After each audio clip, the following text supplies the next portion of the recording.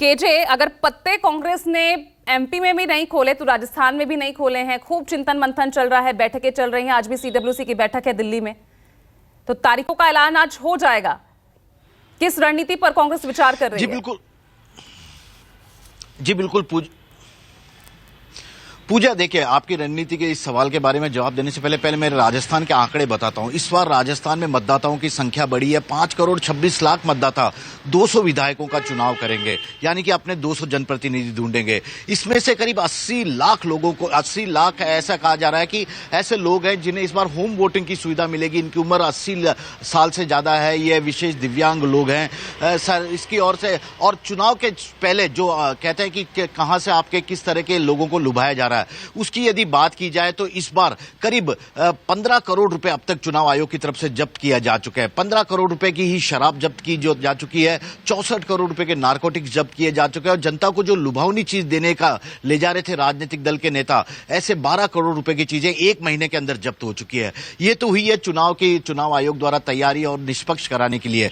अब आपने पत्ते खोलने की जहां तक बात की है, तो कांग्रेस और बीजेपी दोनों ही राजस्थान में कंफ्यूजन की स्टेट में है, क्योंकि मध्य प्रदेश में बीजेपी ने अपनी सूची का ऐलान कर दिया, लेकिन राजस्थान में अभी तक नामों को लेकर माथापच्ची ही हो रही है।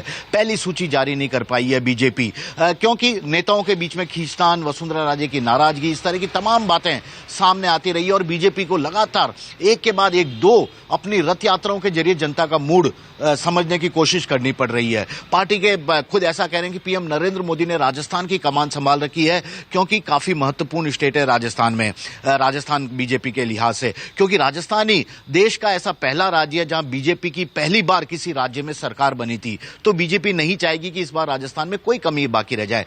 कांग्रेस की जहां तक बात की जाए तो कांग्रेस में भी बिल्कुल कुछ भी ठीक ठाक नहीं चल रहा। कर्नाटक की तर्ज पे कांग्रेस का दावा किया जा रहा था कि करीब 2 से 2.5 महीने पहले वह अपने पहले प्रत्याशियों की सूची जारी कर देगी, लेकिन अब भी वह जारी नहीं कर पा रही है। माथापच्ची भी चुनाव प्रत्याशियों के चयन के लिए चुनाव समिति की बैठक तक नहीं हो पाई है। हालांकि यह बात अलग है कि 2 बार पिछले 2 दिनों में, शुक्रवार और शनिवार रविवार 3 दिन लगातार कोर कमेटी की राजस्थान में बैठक हुई है। अशोक गहलोत, सचिन पायलट से तमाम बड़े नेता मौजूद थे, लेकिन किस क्राइटेरिया के आधार पर टिकट वितरण का कार्य किया जाए, इसे लेकर माथापच्ची चल रही है।